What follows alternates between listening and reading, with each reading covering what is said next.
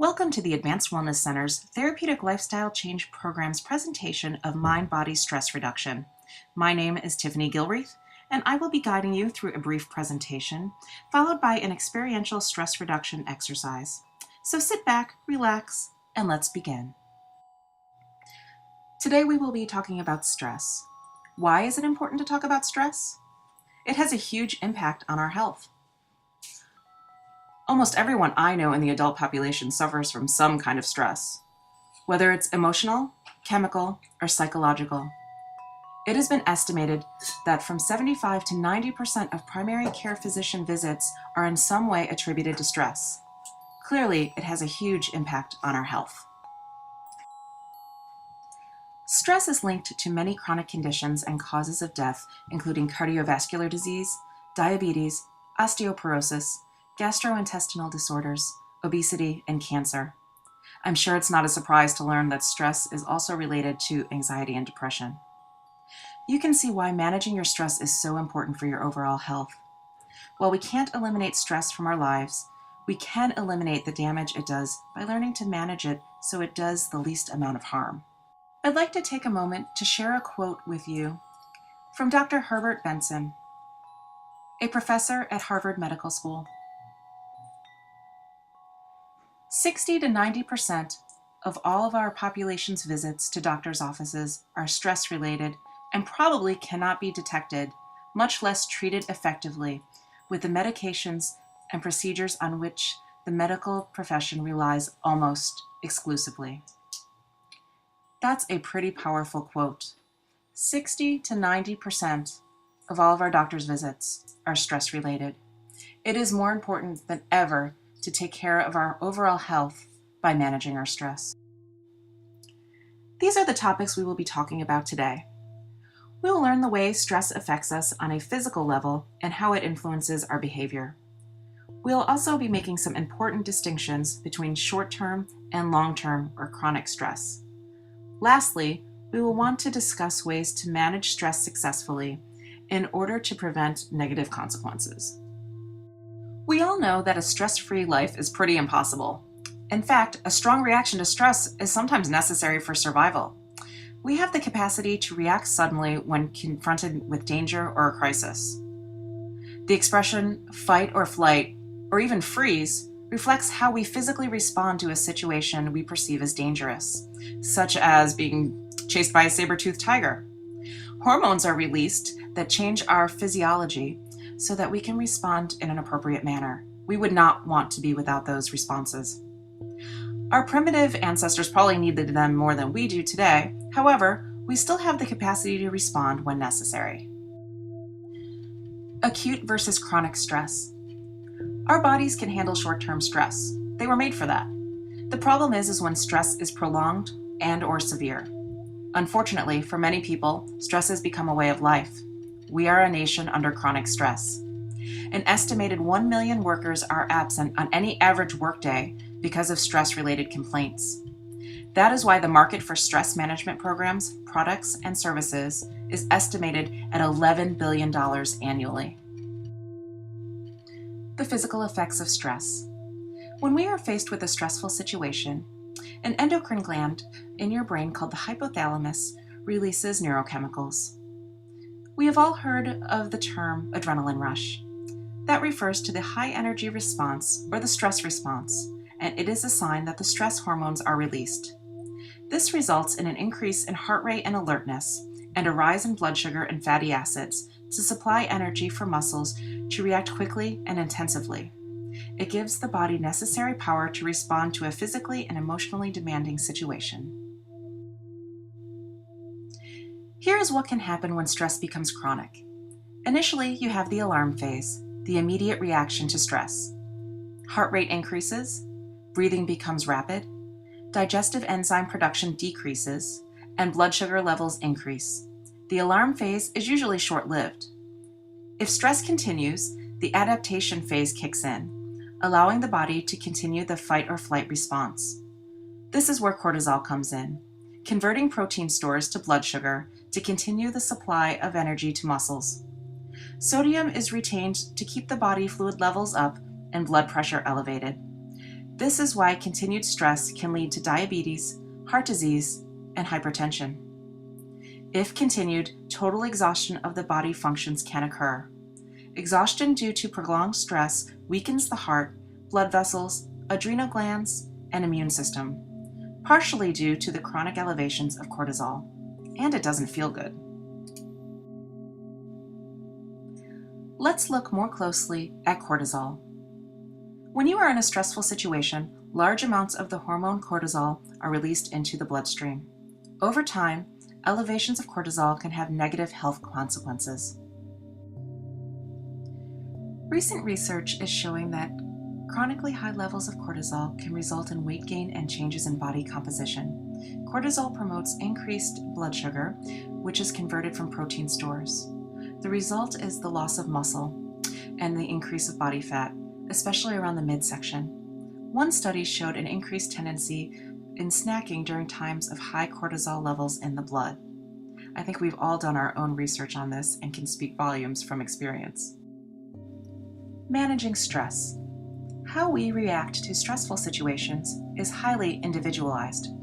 What one person can see as a very negative event can be a highly motivating and positively challenging situation to another.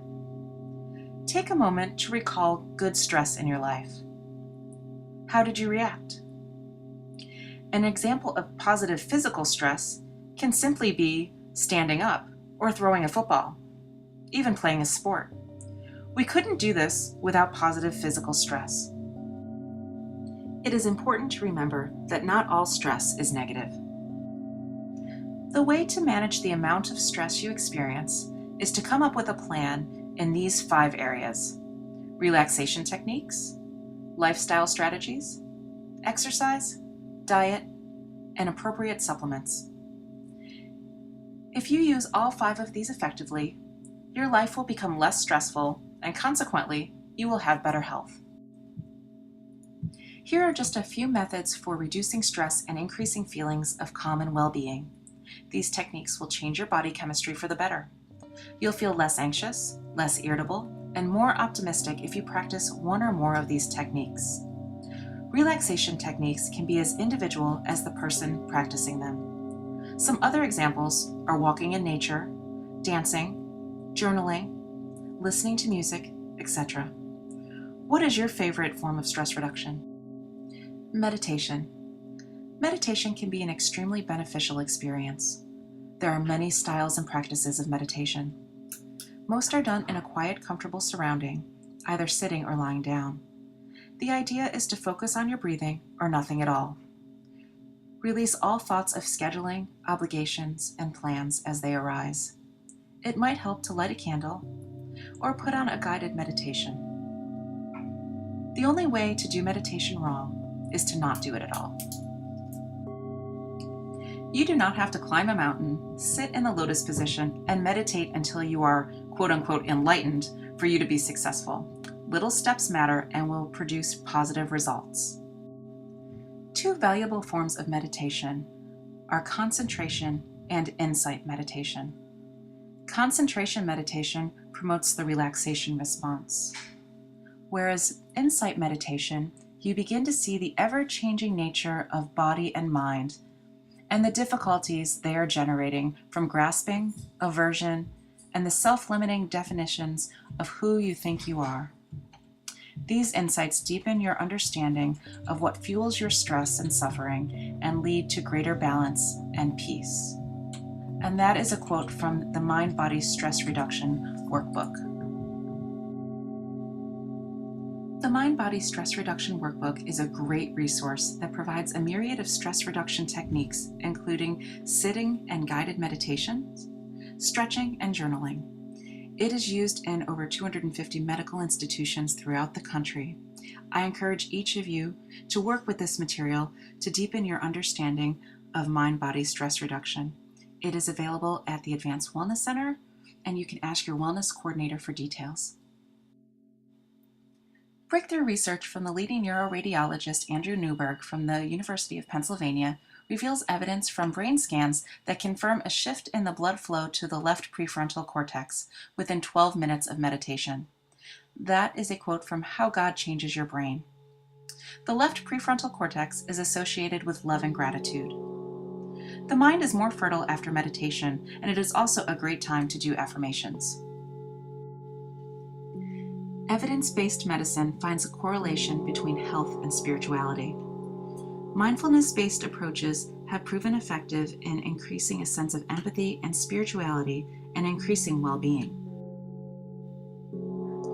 They've also been shown to be helpful in preventing relapse in depression and drug addiction, and decreasing stress and enhancing quality of life for those struggling with breast and prostate cancer. Those that do not find meaning and purpose in spirituality often find value in mind-body meditation techniques to elicit the relaxation response, which has been shown to decrease blood pressure, reduce anxiety, and positively affect neuroendocrine and immune functions. That's a quote from Dr. Harold Koenig. Evidence-based medicine on spirituality states that it has an overwhelmingly positive impact on health. Social affiliation is of utmost importance. Finding like-minded individuals and communities that support you in your health is key. To increase your success, we encourage you to find a meditation partner. A meditation partner will help keep you on track and accountable. A good way to reduce stress is to pay more attention to how you manage your time. Think about what really needs to get done today, this week, this month, and set priorities accordingly. Organize your day around your energy level. If you're a morning person, put the most demanding tasks first and save the less demanding tasks for later in the day. Learn to delegate. We can't do everything. Ask for help when needed. Don't make too many appointments or squeeze in an activity or an appointment into every minute. Also, you don't need to be perfect. Sometimes good enough is good enough. It is essential to get enough sleep. Sleep needs vary among individuals, but 8 hours are recommended by most health experts. Many physical repair processes take place during the night. Sleep deprivation leads to accelerated aging, and not getting enough sleep can set the scene for a stressful day. What do you notice when you don't get enough sleep? Do you have a harder time sticking to healthy eating or exercise plans? Allow enough time for sleep as you do for other stress reduction practices during the day. In summary, if you practice some of the stress management techniques we talked about today, you will reduce your risk for chronic conditions, better manage your weight, and have a better overall quality of life. And now it's time to put what we've learned into practice. So go ahead and minimize any distractions, turn off your cell phone, close the door, and sit comfortably in your chair. Make sure your feet are flat on the floor and your arms are uncrossed. The meditation will begin when you hear the bell.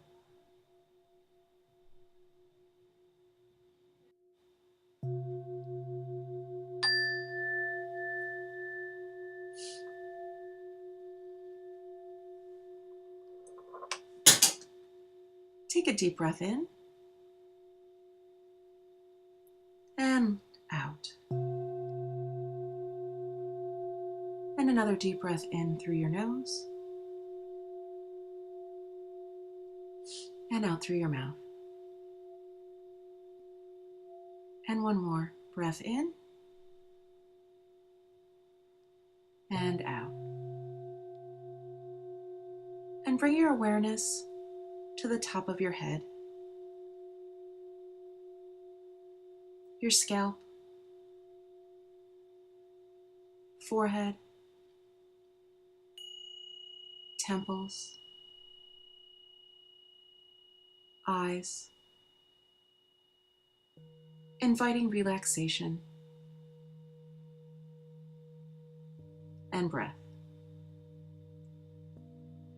Bring your awareness to your nose, cheeks, mouth, jaw. We hold a lot of tension in our jaw. You might want to move it back and forth, wiggle it around. ears, neck. Take a deep breath in and out. Bring your awareness to your entire face and head. Invite relaxation into your neck and throat, shoulders, chest, upper arms, elbows, forearms, wrists, and hands. Remember to continue to breathe. Relax your thumbs, forefinger, middle finger, ring finger, and pinky.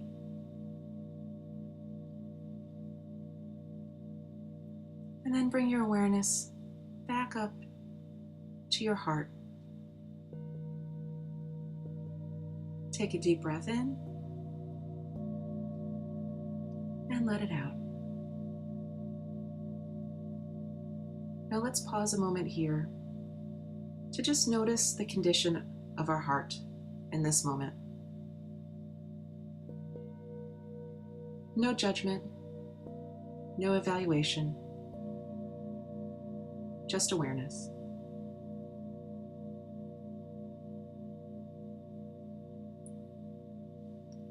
And now bring awareness to your chest and upper back,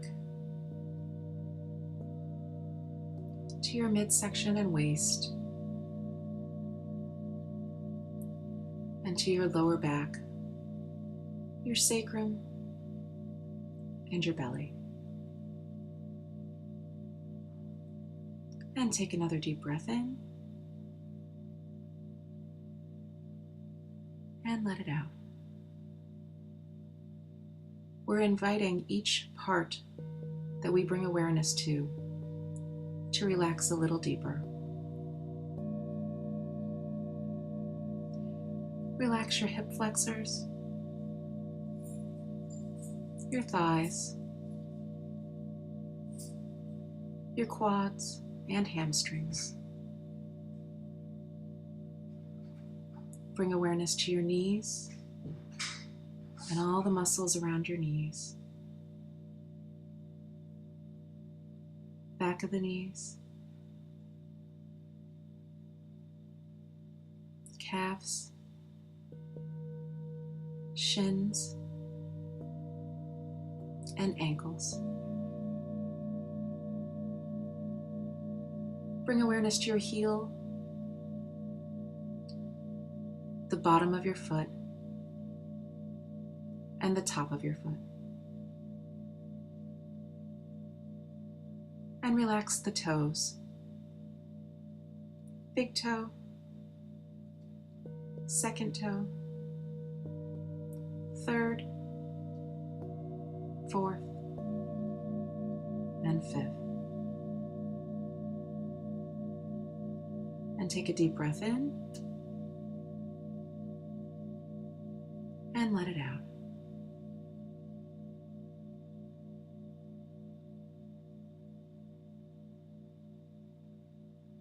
And now bring your awareness to your entire body and just notice if there's any leftover stress, worry, and where you're holding it in your body. Again, no judgment, just noticing. And take a deep breath in and out.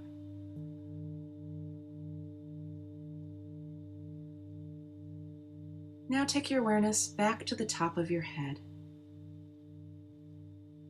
and visualize white light coming in the top of your head, washing all the way down to the bottoms of your feet. So the light comes in and fills your head, neck, shoulders, arms, hands. It fills your chest, midsection, waist, hips, legs, and feet. As you invite in this white light,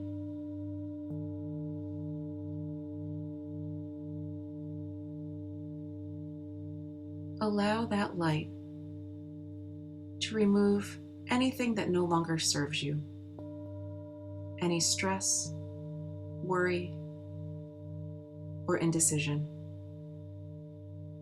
Any pain or discomfort you no longer need.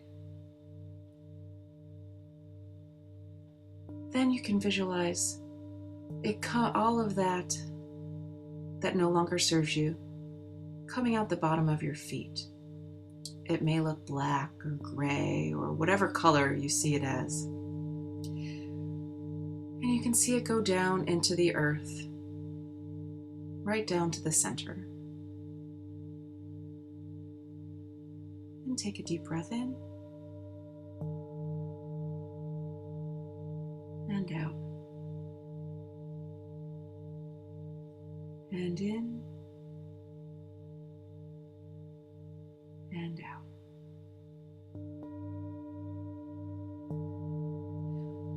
When this process is complete,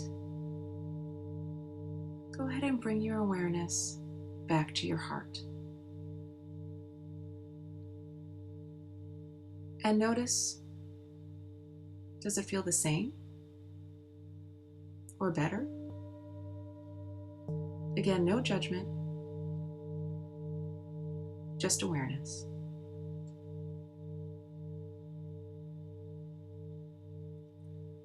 And another deep breath in and out.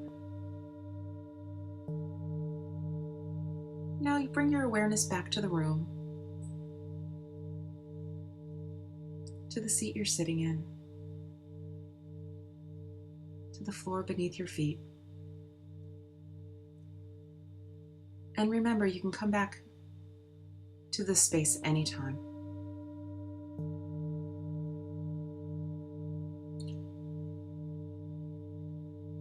Take a moment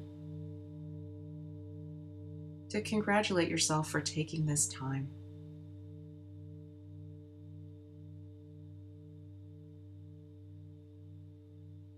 And when you're ready, you may open your eyes. Wiggle your toes and your fingers as you come back to this space and time. You did a great job. If you have any questions or comments, please feel free to contact the Therapeutic Lifestyle Change Program Administrator. Their contact information is on the screen. Thank you for joining me for this workshop today. Namaste.